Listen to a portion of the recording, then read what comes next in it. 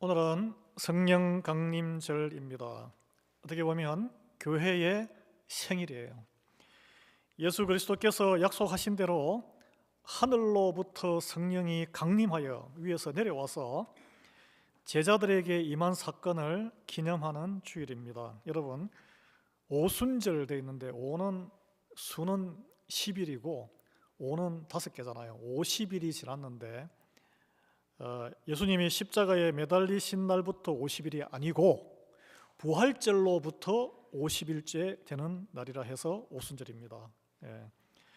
그래서 제자들이 예루살렘을 떠나지 말라는 주님의 말씀에 순종하여 기다렸을 때에 약속된 성령을 경험하게 됩니다.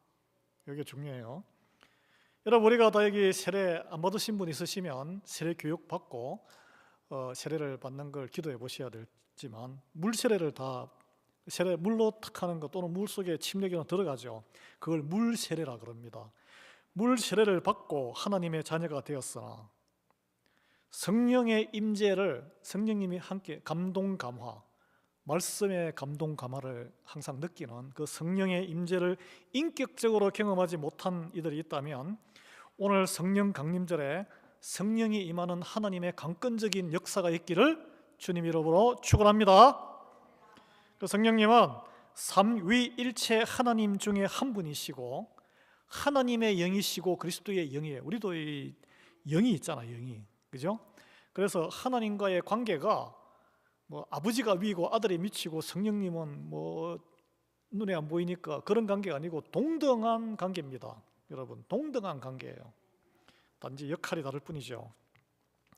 그래서 보혜사 성령이 모든 성도에게, 여기 계신 모든 분에게 임하셔서, 그래서 우리 모두가 성령으로 가득 찬 심령, 가득 찬 인생, 성령 충만한 가운데 신앙생활 하기를 주님 이름으로 축원합니다. 여러분, 우리가 구약 성경에 나오는 이스라엘 백성들, 그들도 하나님의 백성이었잖아요. 성경에서는 히브리어로 회중이란 단어를 씁니다. 어떻게 보면 하나님의 교회라고 할 수 있어요. 그러나 우리가 알듯이 구약 시대의 이스라엘 백성들은 성령 충만과는 거리가 먼 백성들이었어요. 가끔씩 하나님의 영에 감동된 선지자와 사람들이 나타나서 말씀을 선포하지만 막 죽이고 싫어했잖아요. 네? 그들은 부모를 하나님 백성의 부모로 만난 덕분에 태어나서 남자들만 태어난 지 8일 만에 할례를 받았습니다. 마치 우리가 요즘 유아세례 받는 것처럼 믿는 집안의 부모 밑에 태어나면 똑같은 거예요. 그래서 하나님의 백성이 되었지만 하나님의 영에 인도받는 성령 충만과는 전혀 상관없이 무엇에 인도받았습니까? 자기 자신들의 영에 충만해서 불순종으로 일관하는 삶을 산 거예요. 개인이든 가정이든 하나님의 나라라고 세상에는 이야기했지만 그래가지고 고생하고 나라가 망해버렸잖아요. 이렇게. 그래서 회개하고 온 사람들은 그루터기가 되어서 다시 또 하나님의 나라가 일어나지만, 그래서 우리 모태신앙 자랑할 게 못 돼요. 거듭남이 있어야 돼. 거듭남이. 어려서 하나님의 선택으로 사랑으로 모태신앙으로 좋은 그리스도인 집안에서 자랐건 나이가 들어서 뭐 60이 넘으셔서 주님을 만났건 상관없이 중요한 것은 성령 세례를 받아야 된다는 거예요. 참된 교회의 모습은 여기 이제 교회의 출발인데, 교회의 출발은 성령 세례를 받고 성령 충만한 사람들이 모인 곳이 교회가 되는 거예요. 그래서 참된 교회의 모습인데, 이게 초대교회, 성령 충만한 성도들이 모여서, 자, 오늘 보면 성령님이 인도하심에 따라서 그들이 뭐 배우지도 않은 외국어를 말하고, 그건 하나의 현상이죠. 이게 모든 현상은 아닙니다. 제가 이제 오늘 풀어서 말씀을 나눌 텐데, 그 성령의 인도하심에 순종해서 하나님의 말씀과 성령님의 감동에 이끌려가는 공동체란 거예요. 개인이 아니고 공동체. 그 성령님이 어떻게 임하시며 오늘 본문을 통해서 그 명백한 증거는 무엇인가? 내 삶에 성령님이 인도하시는가? 오늘 그걸 한번 나누기를 원합니다. 이 질문이 중요해요. 왜냐하면 우리가 참된 교회 공동체가 되기 위해서, 공동체 안에 성도가 하나님과 동행하는 삶을, 복된 삶을 누리기 위해서는 우리 각 개인에게 성령이 임해야 돼요. 그리고 성령 충만한 상태에서 공동체가 되어야 된다. 그런 가정이 되어야 된다는 거예요. 안 그러면 세상의 영에 충만한 채 살아가서 온갖 고생을 하며 살아가게 되는 거예요. 하나님 믿는데 기왕이면 하나님의 풍성한 복을 누리고 살아야 되잖아요. 그래서 오늘 우리가 읽은 본문이 성령 강림이 어느 한 개인의 신비스러운 내밀한 체험이 아니라 집단적이고 공개적으로 임했고 각 사람에게 동일한 역사로 같은 시간에 임했음을 다 그렇게 나타나는 건 아니지만 하나의 현상으로 보여주고 있습니다. 그래서 저는 세 가지로 한번 살펴보고자 하는데, 성령 충만한 교회를 이루게 하시는 하나님의 이 증거 같이 한번 보겠습니다. 첫 번째, 성령의 오심은 약속의 성취란 거예요. 순종하고 모이는 자들에게 임했습니다. 성령의 강림이 철저히 예수님의 약속이 성취된 사건임을 우리는 잊어서는 안 됩니다. 주님이 하늘로 올라가시기 전에, 승천하시기 전에 제자들에게 예루살렘을 떠나지 말고 아버지께서 약속하신 성령의 세례를 기다리라고 명령했습니다. 거기에 있었던 사람은 성령 세례를 받았고 성령 충만을 경험했고, 거기를 떠난 사람은 120명 이외에는 성령이 뭐지? 무슨 모르는 거예요, 그냥. 그렇지 않겠어요? 그래서 그 말씀에 순종하고 모여서 기다린 그 참 다락방 안에 있는 게 얼마나 힘들었겠습니까? 열흘 만에 이 일이 이루어졌습니다. 여러분, 주님의 말씀은 반드시 성취됩니다. 이게 믿음의 근간이에요. 말씀은 반드시 이루어진다는 것을 믿고 붙들고 가야 안 넘어져도 일어날 수 있어요. 그러나 이 약속이 아무에게나 성취되는 건 아니에요. 주님의 가르침을 믿음으로 받아들이고 순종하며 기도로 기다리는 이들에게 일어난다는 거예요. 여러분 기억나시죠? 아버지가 뭐를 시켰는데 앞에서는 네 그렇게 하겠습니다 하고 돌아서서 그냥 안 하고 가버린 아들이 있고, 글쎄요 하다가 가면서 아버지 말씀을 순종한 그 사람을 통해서 아버지의 뜻이 이루어지는 거예요. 그렇지 않습니까? 제자들이 각자 자기에게 편한 곳으로 흩어지지 않고 예루살렘에서도 묵을 수 있는 데가 많았겠죠. 그러나 그들은 마가의 다락방에 함께 모였다는 거예요. 합심해서 기도를 했다는 거예요. 이게 중요한 거예요. 여러분, 예수님께서는 직접적으로 모이기에 힘쓰라고 말씀을 하지는 않으셨어요. 그러나 성도가 함께 모일 때 주어지는 은혜를 마태복음 18장 20절에 이렇게 말씀하셨습니다. 두세 사람이 내 이름으로 모인 곳에 나도 그들 중에 있느니라 약속하셨어요.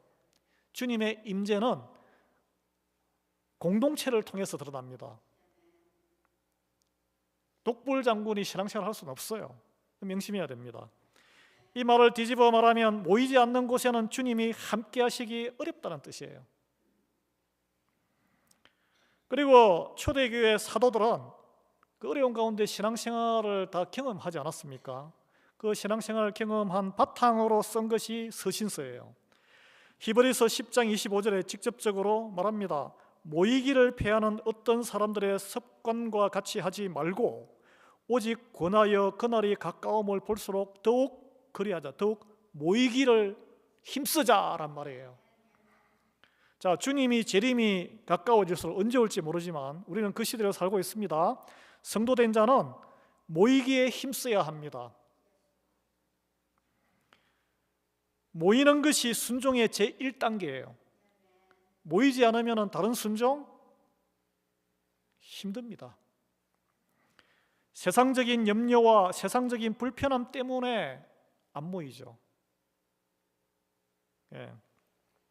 그러나 그런 걸 접어두고 그리스도의 품 아래 모일 때 성령의 충만의 은혜가 비로소 그때 시작되는 거예요. 모이지 않는데 무슨 성령님이 임하고 뭘 하겠어요. 그리고 모임도 단순 친목 모임을 넘어서 그거는 세상적인 모임이고, 그거는 이제 우리가 사회 봉사할 때 나가서 실천의 영역이고, 말씀과 받은 말씀의 실천을 중심으로 모이는 힘쓰는 우리 교회 되기를 소망합니다. 이제 이게 교회 안에서 모여서 이게 성령 충만함과 이렇게 결단을 하고 실행력으로 사회에 나가서 안 믿는 사람들하고도 가서 모임에 같이 가는 거예요. 그 준비됨이 없이 가면은 그냥 휩쓸려 가는 거예요. 휩쓸려서. 두 번째, 성령 충만은 외부에서 주어지는 주권적인 역사이지 또 나를 위한 것도 아니고 그 목적은 하나님 나라를 세우기 위함. 이게 목적이 뚜렷합니다. 이게 성령의 오심은 내가 뭐 수양을 통해서 돌을 닦아서 이루는 게 아니란 거예요. 이게 오늘 보십시오. 하늘로부터 주어지는 초자연적인 현상입니다. 굉장히 시각적인데 홀연히 하늘로부터 급하고 강한 바람 같은 소리가, 하나님의 음성이 온 집에 가득했고 불의 혀처럼 갈라지는 것들이 사람 위에 임하였다. 여러분, 바람은 어둠과 안개와 먼지를 다 휩쓸어내는 힘이 있습니다. 불은 어떻습니까? 정결하게 용광로를 통과해야 이렇게 점검이 나오고 다 퓨리파이 되잖아요. 정결하게 하는 힘이 있어요. 성령님은 바람처럼 우리의 혼탁한 생각을 싹 정리합니다. 성령의 감동이 있을 때 말씀을 읽고 이렇게 예배를 드리고 감동이 있을 때 뭐 이렇게 머리가 막 이런 게 싹, 그래서 귀신이 나가거나 세상에 중독이 있거나 끊어지지 않는 담배 피시는 분들, 성령님이 안에 들어와야 그게 다 없어져요. 그런 뭐 감정은 수두룩합니다. 수두룩해요. 하나님의 창조하신 원래 그 아름다운 모습으로 회복되려면 성령님의 감동, 성령님이 주장하셔야 돼요. 병도 낫고 다 그렇게 되는 거예요. 그리고 불처럼 우리가 즐기던 남은 죄를 다 불태워버리는 거예요. 인간이 제어할 수 없는 초자연적인 현상으로 오늘 묘사된 이 사건을 통해서 제자들이 집단적으로 한자리에서 성령의 충만함을 받았다. 가득 꽉 채워졌다는 거예요. 여러분, 성령 충만은 세상 지식으로도 충만할 수 있어요. 막 백과사전처럼 그냥, 그리고 열심히 노력해가지고 얼마나 탁월한 사람이 많습니까? 또는 우리가 걱정으로 확 충만할 수도 있어요. 그런 상태가 아닙니다. 하나님의 영으로 온전히 지배를 당하는 상태를 말합니다. 하나님의 영으로. 제자들이 전혀 다른 사람처럼 변화된 것은 그들이 스스로 인격을 도야했기 때문이 아니에요. 내가 원하는 걸 막 기도를 갖다가 열흘 동안 열심히 했더니 내가 원하는 방향으로 이루어진 게 아니란 거예요. 이게. 그래서 외부에서 임한 신성한 권능에 사로잡혀서 그들이 하나님의 시각으로 세상을 보게 되고 그걸 말하게 되는 거예요. 여러분, 여기서 우리가 성령 세례와 성령 충만을 구분해야 합니다.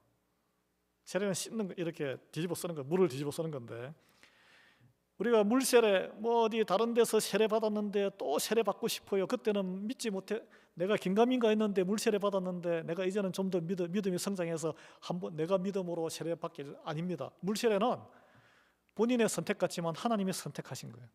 어떻게 보면 한 번으로 끝입니다. 마찬가지로 성령 세례도 한 번으로 끝이에요. 예수님을 마음으로 구주로 진정 믿고 입으로 주님으로 고백하고, 자, 물세례는 그냥 이게 아직 긴가민가 하지만은 이렇게 자기가 고백한 거고, 성령 세례는 완전히 자기가 죄인임을 통해 자복하고 회개하는 순간, 파노라마처럼 죄가 다 인정되는 순간, 내가 죄인임을 하나님 앞에 꼬꾸라지는 순간, 그 회개함의 과정이 있어야 그걸 중생 거듭남이라 그래요. 거듭남.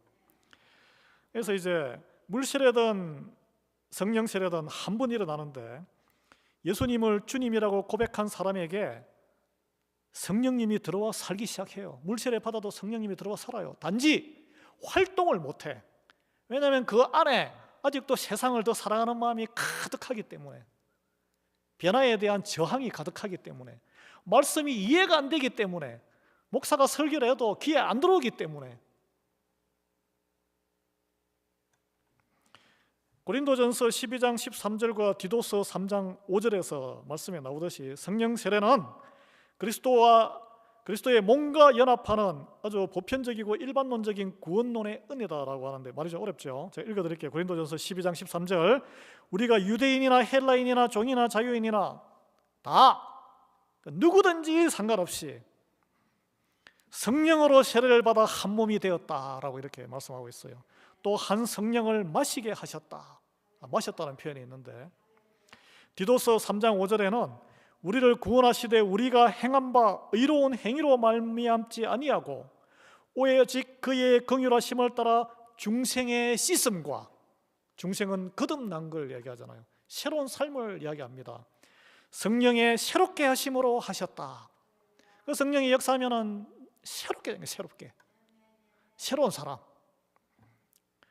그래서 우리 그 장로교 뿌리인 그 칼빈과 또 유명한 존 스타트 목사님은 그리스도인은 회심하는 순간에 그냥 사실은 옛날에는 회심했나 안 했나 간정을 탁 하고 물세례를 줬다는 거예요. 요즘은 뭐 물세례 원하면 아무나 주잖아요.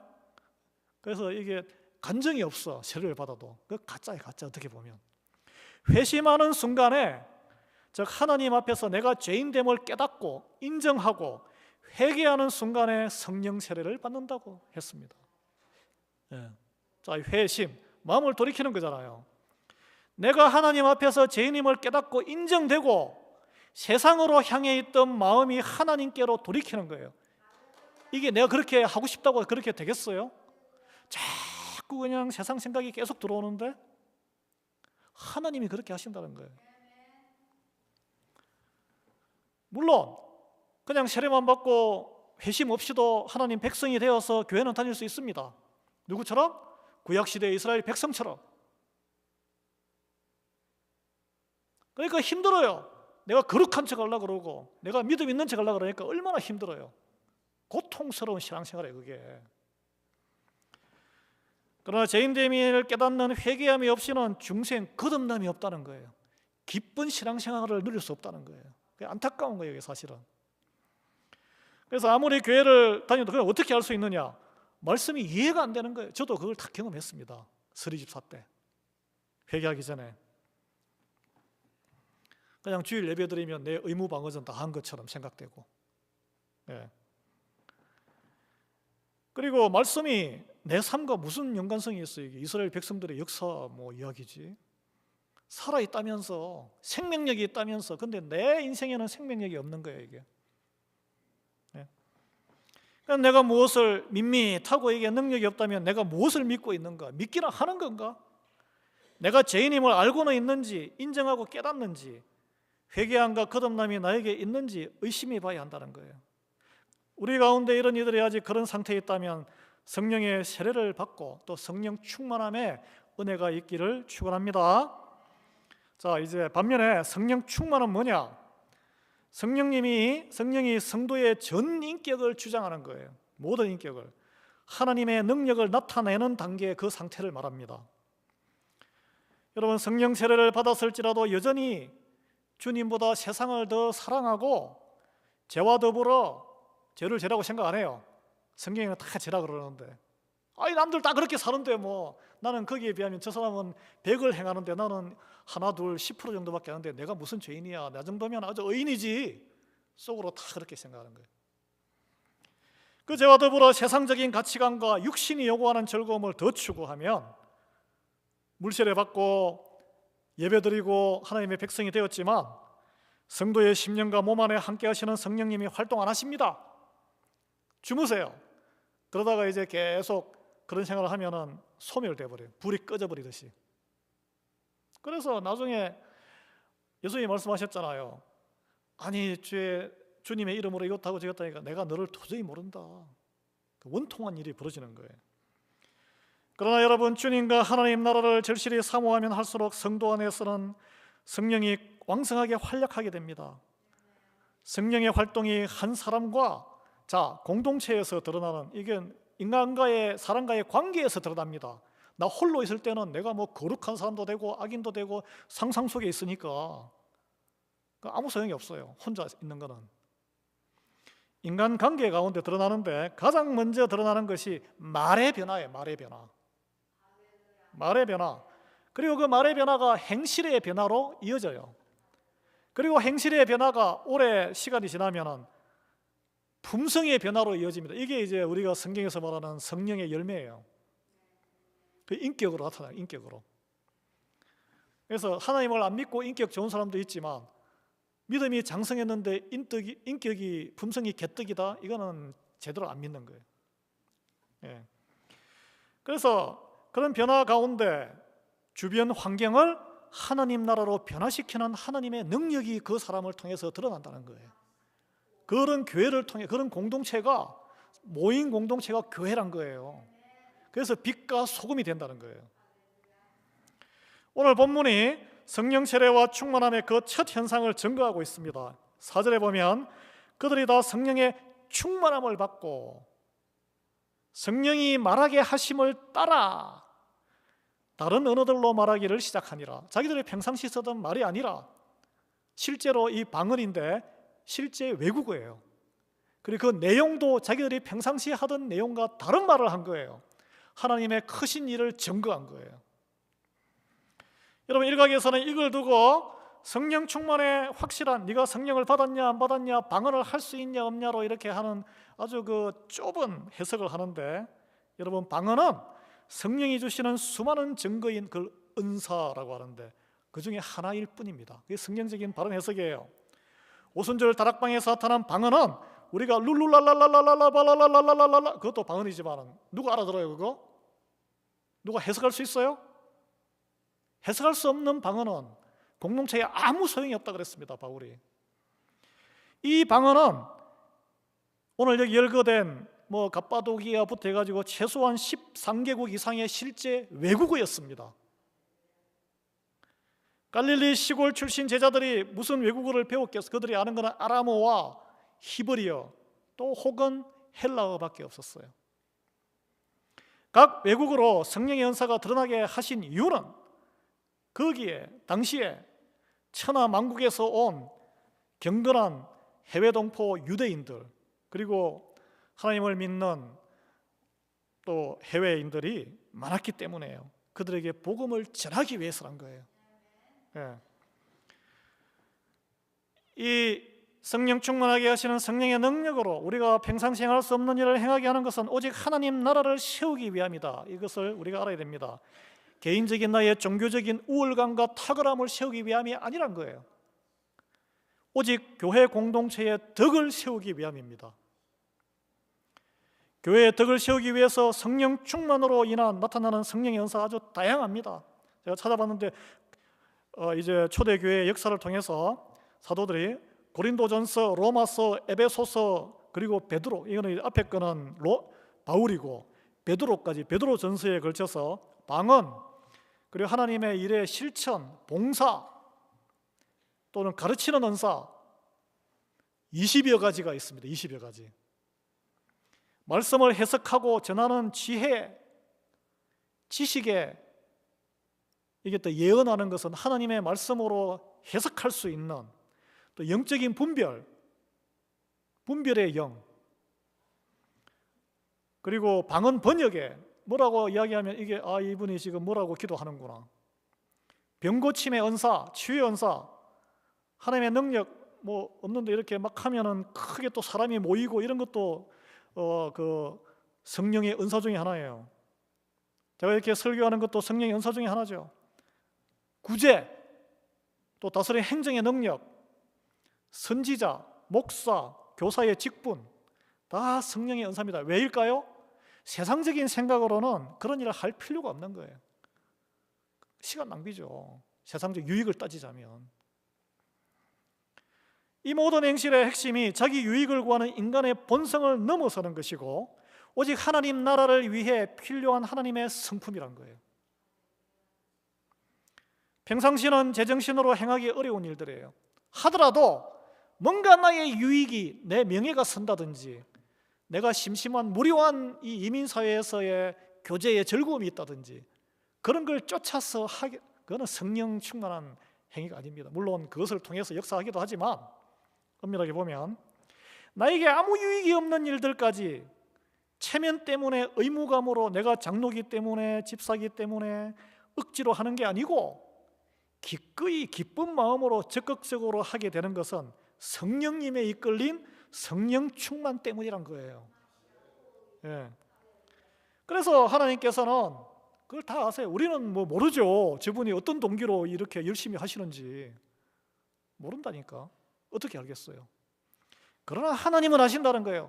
기쁨으로 자원하는 일을, 자원하는 그 섬김을 하나님이 기뻐하시고 연락하시는 거예요. 그리고 복 주시는 이유는 자기 의가 아니라 성령에 이끌리는 순종의 행위고, 하나님을 주님으로 섬기는 그것이 신앙 고백이기 때문에 그렇습니다. 이것이 가능해지는 것은 내 의도와 내 능력이 아니고 성령의 인도하심에 이끌림에 의한 것이란 거예요. 여러분, 우리가 다 알잖아요, 스스로를. 근데 가끔씩 속여요. 나도 속이고 남도 속이고. 예.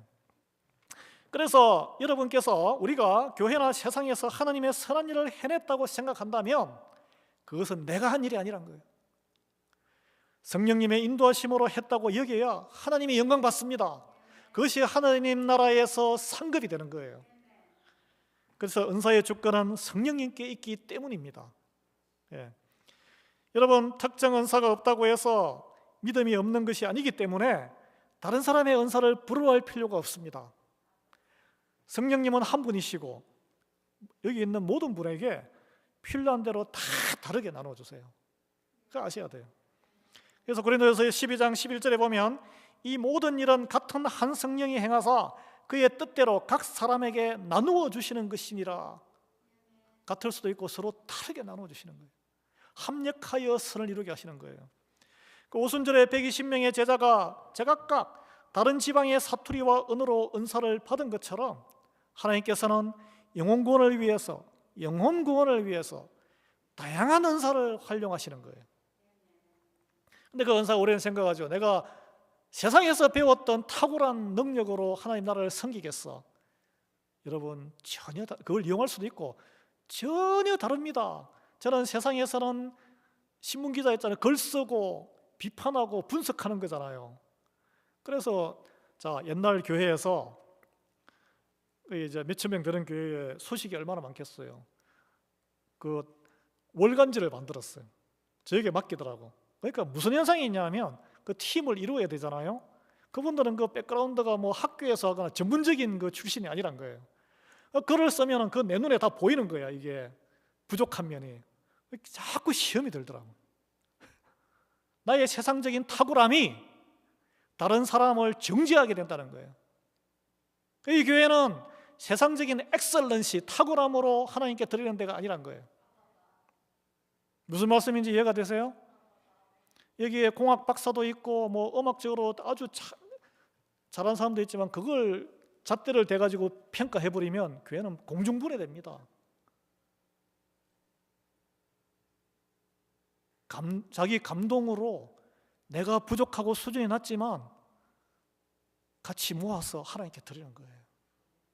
그 세상 기업과 교회의 차이를 아셔야 됩니다. 그 성령으로 받는 은사는 전혀 다른 거예요. 저는 글을 쓰는 사람이지 앞에서 말하는 사람이 아니었습니다. 말하면 방송국에 갔겠죠. 예. 여러분, 이 말문이 트인 제자들이 선포한 내용 오직 하나님의 큰 일이었습니다. 자기 자랑이나 신세 한탄이나 세상의 비즈니스가 아니었다는 거예요. 여러분, 하나님의 능력이 나에게 주어지면 뭘 하고 싶으세요? 내가 그동안 못 이뤘던 거 하고 싶은 그런 마음이, 욕망이 있잖아요.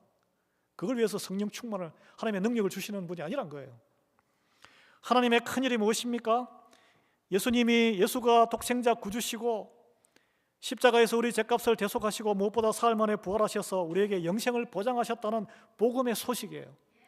그걸 전하는 거예요. 성령의 은사는 개인의 영적인 우월감을 자랑하라고 주신 게 아니란 거예요. 자, 고린도전서 12장 7절에 교회의 덕을 세우고 유익하게 하려고 주신 것이다. 성경에 나옵니다.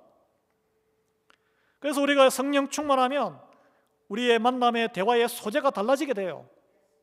성령 충만이 없으면 뭘로 충만합니까? 세상으로 충만한 거죠. 그러니까 맨날 돈 이야기하고 주식 이야기하고 정치 이야기하고 쇼핑 이야기하고 어디가 맛있어 이야기하고 건강 상식 이야기하고 세상적인 대화를 벗어나지 못하는 거예요. 그러나 성령 충만하면 하나님 말씀 큐티를 통해서 발견한 내 죄상을 회개한 죄를 나눌 용기를 갖게 된다는 거예요. 왜 그런 걸 합니까? 그냥 은혜롭고 좋은 이야기만 하지. 동일한 죄에 갇힌 한 영혼을 구원으로 이끌기 위해서 내가 어린 양이 되어서 제단 위에 제물로 올라가는 거예요. 그게 그 예수님이 백마를 타고 그냥 쫙 휩쓸고 정복해가지고 내 시키는 대로 하나님 말씀대로 다 살아, 독재를 하시지 왜 십자가에 매달려서 피를 흘리며 스스로 제물이 되셨어요? 그렇잖아요. 그래서 그 과정에서 내가 경험한 회개와 나의 삶의 변화와 찌질한 나의 모습, 그러나 하나님의 그 사랑하신 모습, 일상에서 성취된 말씀의 역사와 복음의 능력을 담대하게 목장에서, 교회에서 전도하려는 그 한 사람, 교회를 안 다니는 사람에게 관계에서 나눌 수 있게 된다는 거예요. 이거는 인간적으로 할 수 없는 일입니다. 왜냐하면 수치스러운 일이고 부끄러운 일이고 나를 보호하고자 하는 마음이 더 크기 때문에 그래요. 한 영혼을 구원하겠다는 사명감이 없으면 힘들다는 거예요. 그 사명감은 누가 주느냐? 내 힘으로 못해요. 성령님이 주장해야 가능한 거예요. 그게 바로 교회의 역사예요. 내 삶에 임한 하나님의 큰 일을 말하는 것이, 그것이 바로 진정한 성령 충만의 증거란 거예요.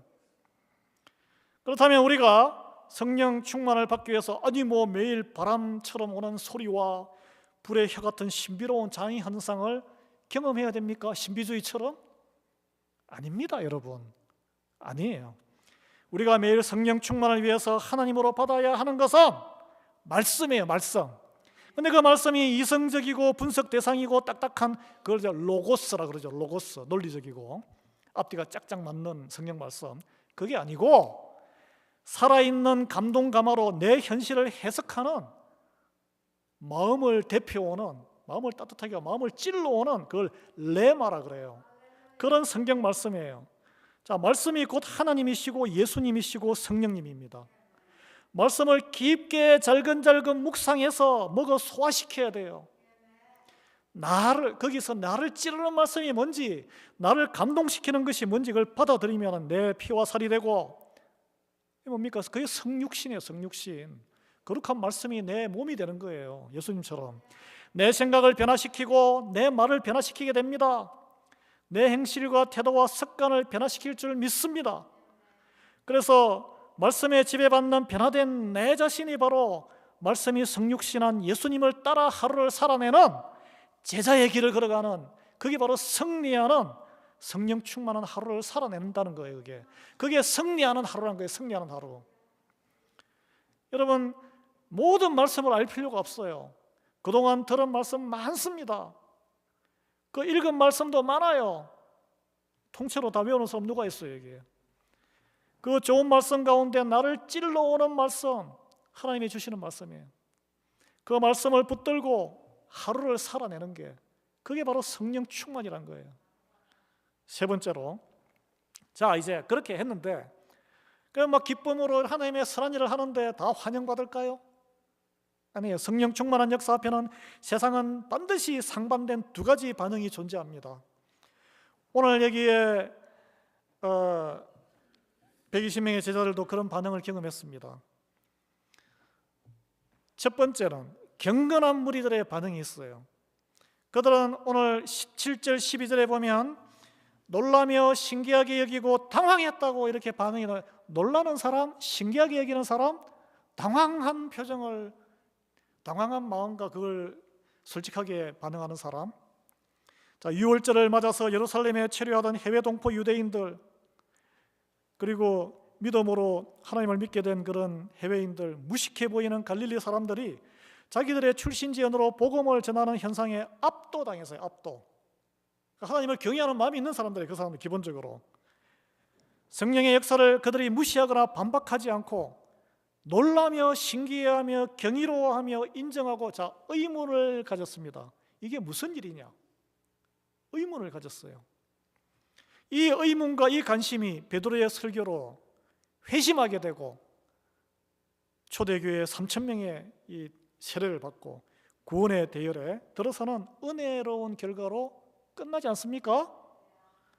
두 번째는 완악한 자들의 반응이 있다는 거예요. 완악한 자들의 반응은 뭡니까? 여러분 우리가 많이 경험해요. 조롱해요. 조롱해. 비웃어요. 아예 대꾸를 안 해요. 13절에 보면 조롱하며 그들이 세술에 취하였다라고 비웃었다라고 되어 있어요. 우리가 성령 충만하여 은사에 따라 기쁨을 언실할 때 사람들이 뭐하러 모여? 예배하러 뭐하러 가냐? 세상 즐거운 일 많은데. 지금 이 시대에도 뭐 성경 말씀 가지고 고리타분하게 그래. 한심하게. 그런 사람 많다니까요. 세상 모두가 우리가 헌신할 때, 기쁨으로 헌신할 때 세상 모두가 우리를 좋게 보는 것은 아닙니다.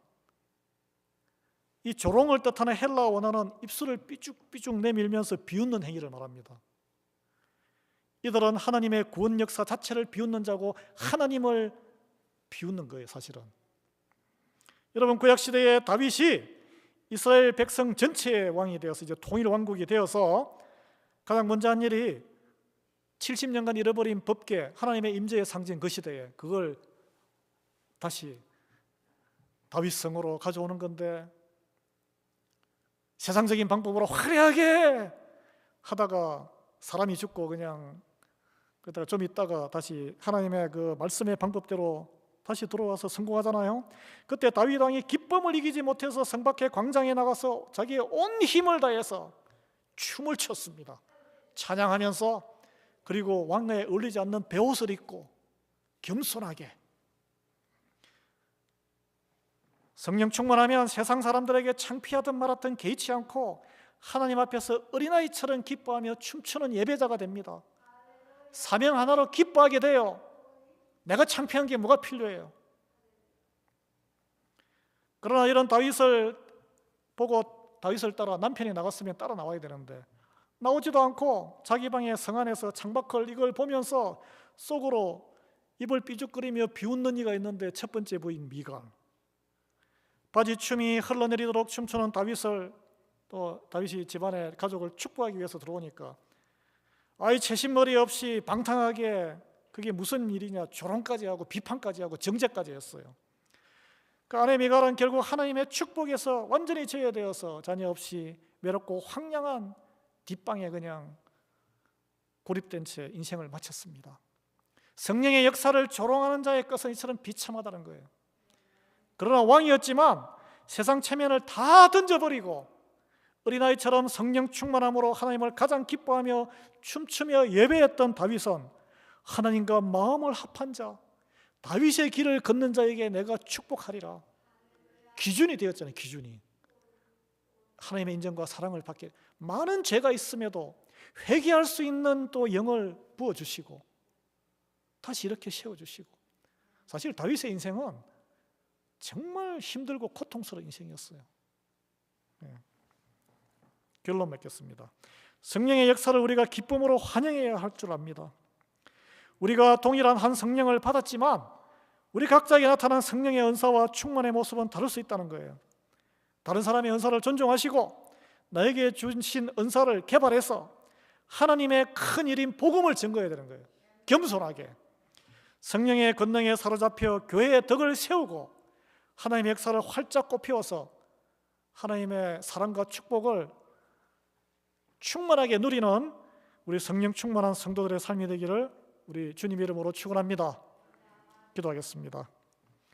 하나님 아버지, 오늘 주신 말씀처럼 저희 모두가 주님의 약속을 믿고 기도로 모이기에 힘쓰게 하옵소서.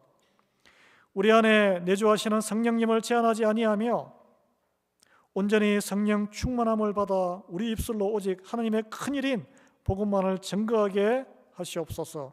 세상의 조롱과 비웃음 앞에서도 담대하게 하시옵고 각자에게 주신 은사로, 성령의 은사로 교회의 덕을 세우며 성령의 열매를 맺는, 영혼 구원의 참된 열매가 맺히는 그런 복된 삶이 되게 인도하여 주시기를 간구하옵고 우리를 구원하신 예수 그리스도 이름으로 기도드립니다. 아멘. 우리 찬송